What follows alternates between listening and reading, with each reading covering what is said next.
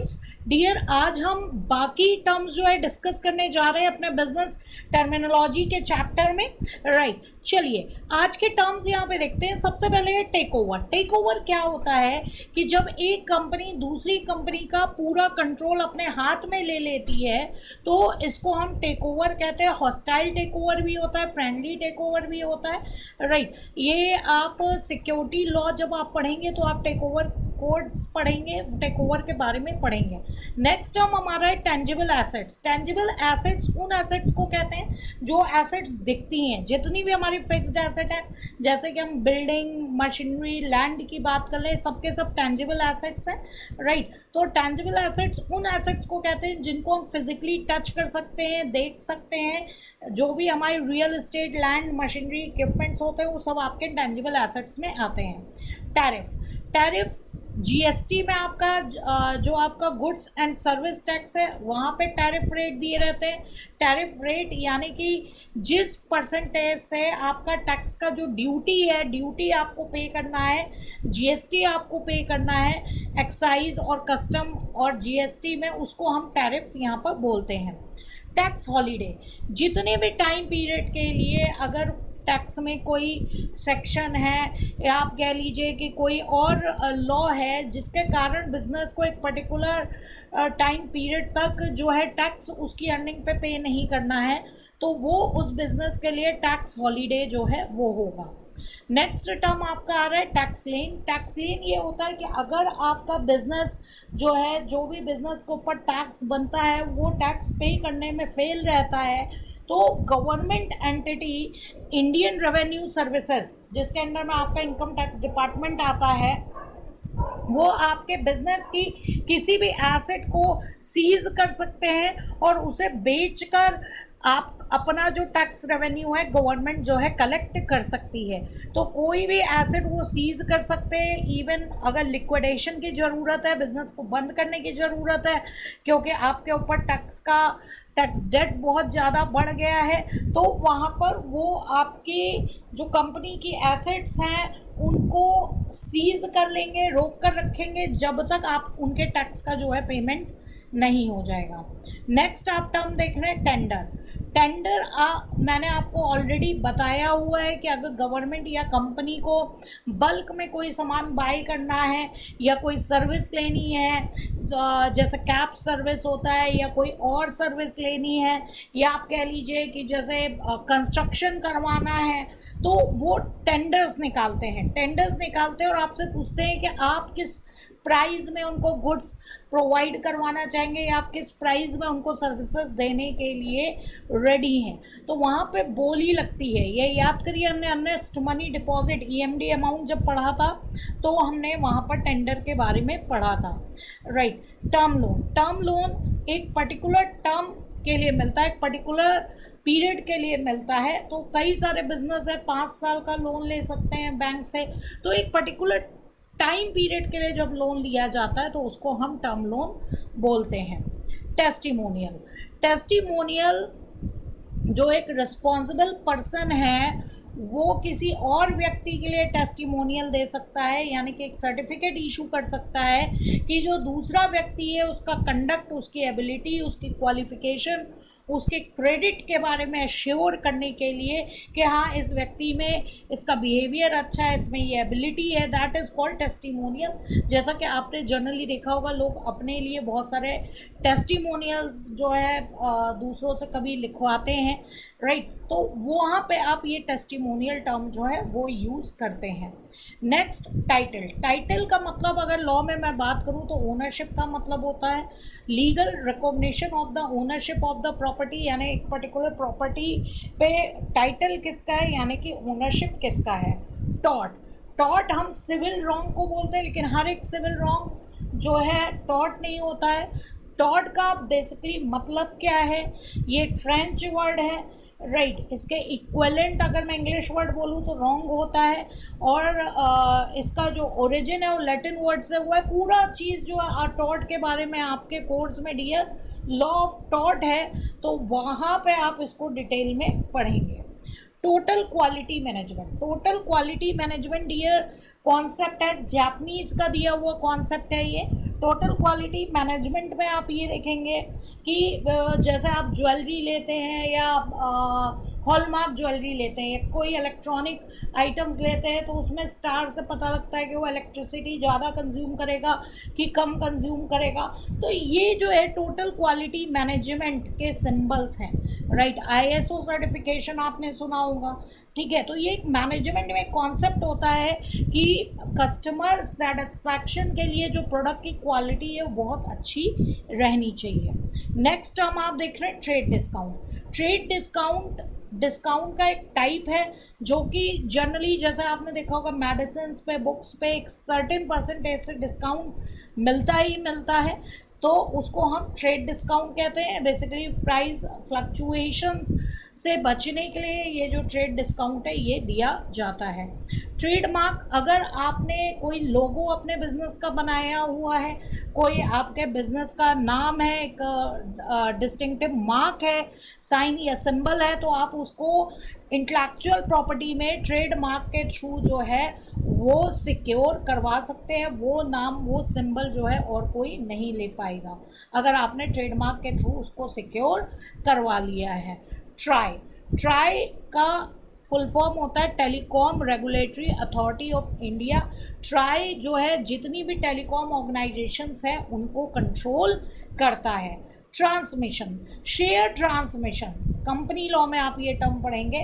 तो अगर शेयर जो है किसी पर्सन के पास है, उसके डेथ के बाद लीगल हायर को वो उसके लीगल हायर को जो है वो ट्रांसफ़र हो जाता है, तो उसको हम शेयर ट्रांसमिशन बोलते हैं।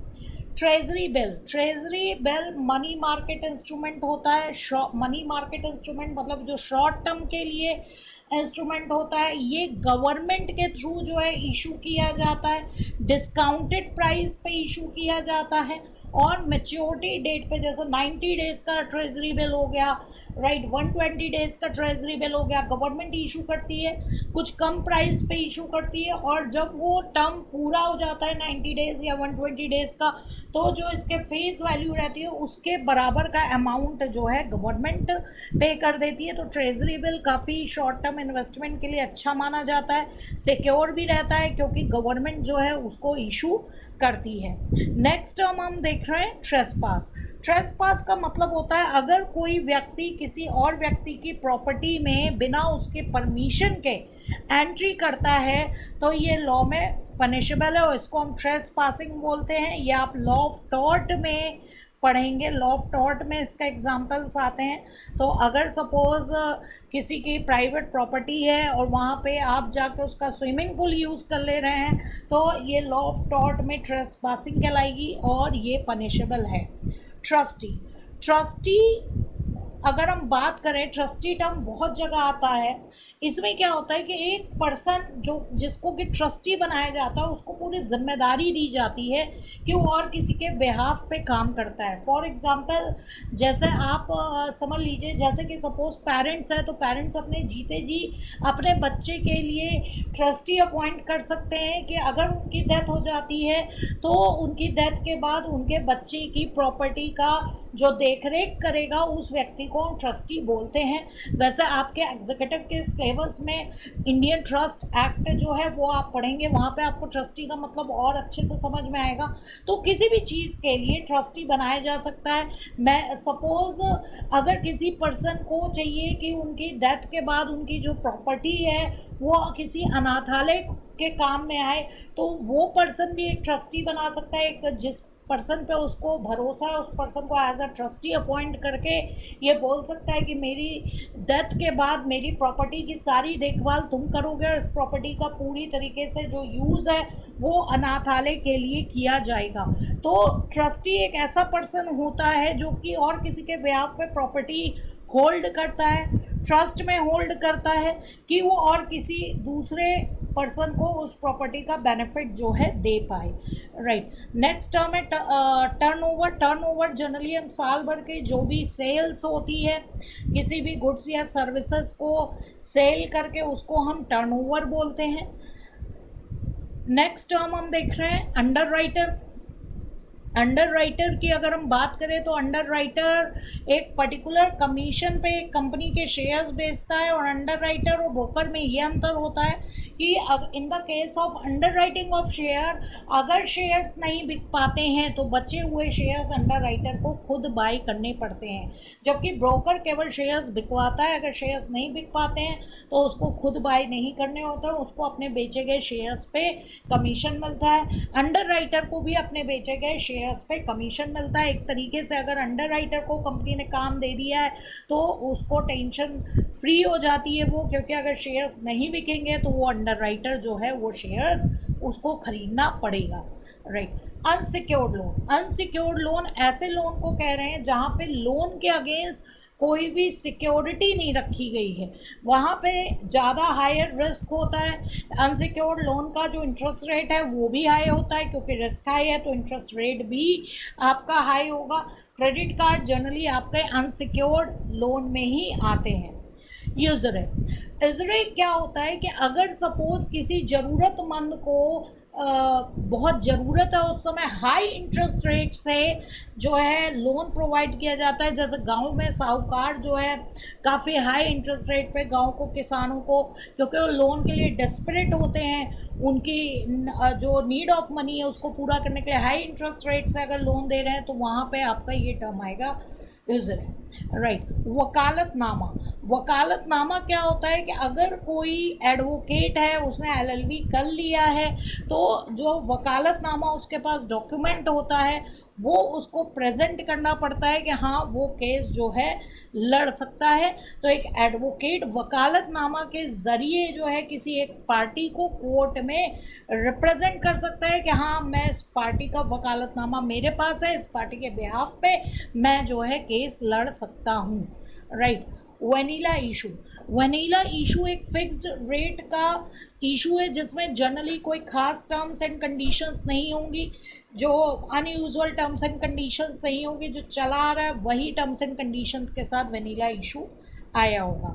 Next value added tax, VAT के बारे में बात कर रहे हैं। खैर अब वैट को जीएसटी ने रिप्लेस कर दिया है। तो वैट का कॉन्सेप्ट ये था कि जितने भी एक, जैसे कि फॉर एग्जांपल अगर मैन्युफैक्चरर से प्रोडक्ट मैन्युफैक्चरिंग को एक चीज़ की कॉस्टिंग 100 रुपये पड़ी और वो 120 रुपये में आगे उससे बेच रहा है डिस्ट्रीब्यूटर को, तो 20 रुपये पे उसको टैक्स देना पड़ता था। उसके बाद डिस्ट्रीब्यूटर 120 की चीज़ को अगर 140 में बेच रहा है तो वो एडिशनल 20 रुपये पे जो है टैक्स देता था। तो वैल्यू एडेड टैक्स आप समझ रहे होंगे, जिस पार्टी के में जितनी वैल्यू ऐड हुई उस वैल्यू एडिशन पे जो है हर एक पार्टी को जो है टैक्स गवर्नमेंट को पे करना पड़ता था। तो वैल्यू एडेड टैक्स होता था ये, जो कि हमारा जीएसटी के पहले जो है एप्लीकेबल था।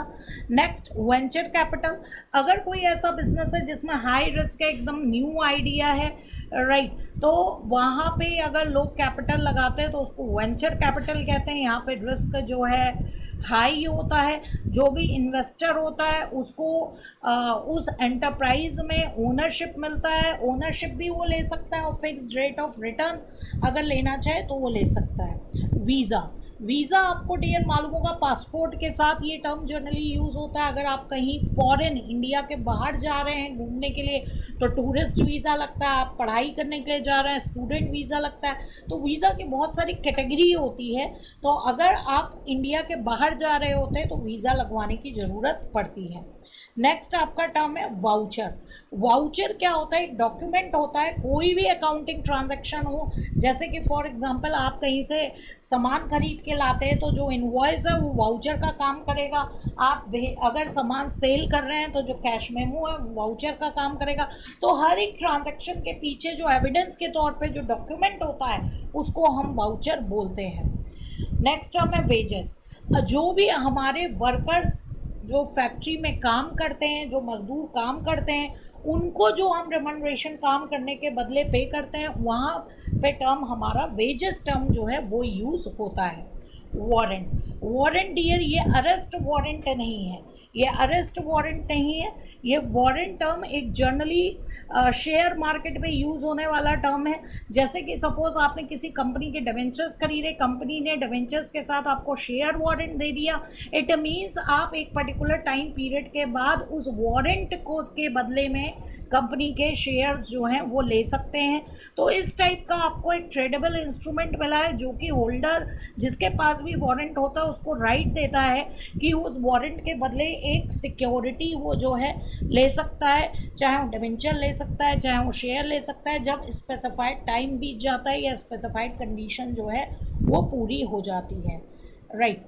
नेक्स्ट आप टर्म देख रहे हैं वारंटी। वारंटी टर्म आप सेल ऑफ गुड्स एक्ट में पढ़ेंगे। जनरली आपको वारंटी का मतलब मालूम होगा कि जब अगर किसी प्रोडक्ट में आपको वारंटी मिल रही है तो वारंटी का मतलब ये होता है कि अगर उस प्रोडक्ट में कोई भी खराबी आई तो वो डैमेज आया तो वो डैमेज जो है कंपनी आपको सही करके देगी, लेकिन वो सामान आप कंपनी को वापस नहीं कर सकते हैं, यानी कि कॉन्ट्रैक्ट आप कैंसिल नहीं कर सकते हैं। नेक्स्ट हम आप देख रहे हैं watch dog. Watch dog generally अगर वो वॉच डॉग टर्म जैसे कि सेबी को वॉच डॉग कहा जाता है स्टॉक मार्केट में क्योंकि वो निगरानी रखती है, तो आप ये कह सकते हैं कि टर्म वहाँ पे अप्लाई होता है जहाँ पे एक पर्सन या ग्रुप ऑफ पर्सन जो है अपॉइंट किया जाता है ताकि वो दूसरी पर्टिकुलर ग्रुप की सेफ्टी कर सके। जैसे स्टॉक मार्केट की सेफ्टी सेबी करता है, यानी सेबी वॉच डॉग का जो है काम करता है। Winding up. वाइंडिंग अप जब कोई भी कंपनी या कोई भी बिजनेस ख़त्म हो जाता है तो वहाँ पे हम डिसोल्यूशन टर्म यूज़ करते हैं, लेकिन डिसोल्यूशन होने के बाद आपको पता है बिजनेस के एसेट बेचकर बिजनेस की लायबिलिटीज़ का पेमेंट करना होता है, तो इसमें कुछ टाइम लगता है क्योंकि एसेट के बदले एसेट को बेचना उनका लिक्विडेशन कहलाता है, लिक्विडेटिंग एन एसेट। क्यों? क्योंकि एसेट को बेच के जो अमाउंट आए उससे क्रेडिटर्स का लायबिलिटीज़ का पेमेंट किया जा सके। तो ये जो पूरा प्रोसेस है ये आपका वाइंडिंग अप प्रोसेस कहलाता है। Window dressing.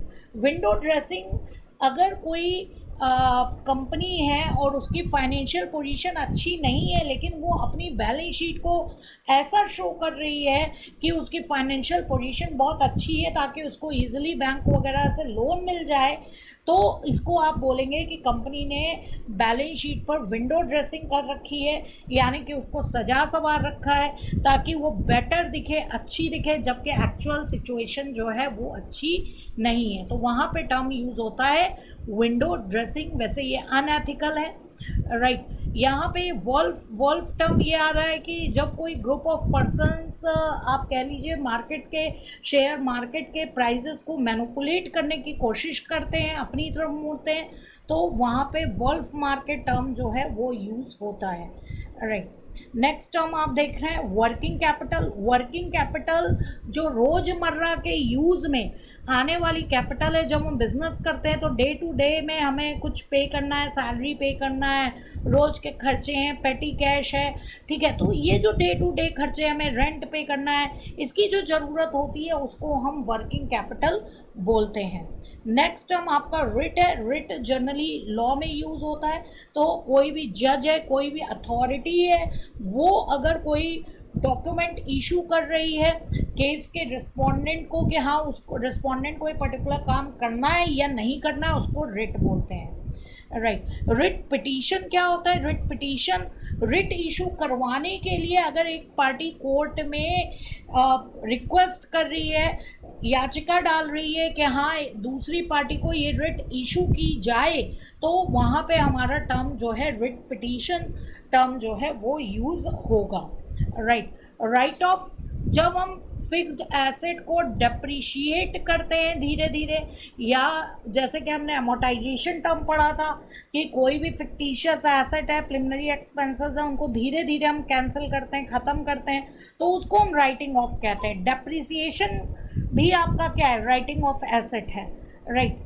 नेक्स्ट आपका टर्म आ रहा है zero coupon bond. Zero coupon bond, coupon का मतलब होता है interest rate, zero interest rate पे अगर कोई बॉन्ड इशू किया गया है, यानी कि इस बॉन्ड पे कोई इंटरेस्ट नहीं मिलेगा। बॉन्ड जो है डिस्काउंटेड प्राइस पे इशू किया जाएगा और जब उसका मैच्योरिटी पीरियड पूरा हो जाएगा तो उसका जो फेस वैल्यू है वो उसके बराबर का अमाउंट मिल जाएगा। तो जब भी इन्वेस्टर इसमें इन्वेस्ट करता है उसको कम प्राइस का बॉन्ड मिलता है और मैच्योरिटी पीरियड के बाद जो उसकी फेस वैल्यू है उसके बराबर का अमाउंट जो है मिल जाता है। तो इन्वेस्टर को फ़ायदा क्या हुआ, वो जो डिफरेंस है, जैसे कि सपोज 50,000 का आपने ज़ीरो कूपन बॉन्ड 50,000 की फेस वैल्यू है और आपने 48,000 का ख़रीदा था, तो 48,000 मैच्योरिटी होने के बाद आपको 50,000 मिला, तो 2,000 आपका क्या है, 2,000 आपका जो है आपका फ़ायदा हो गया।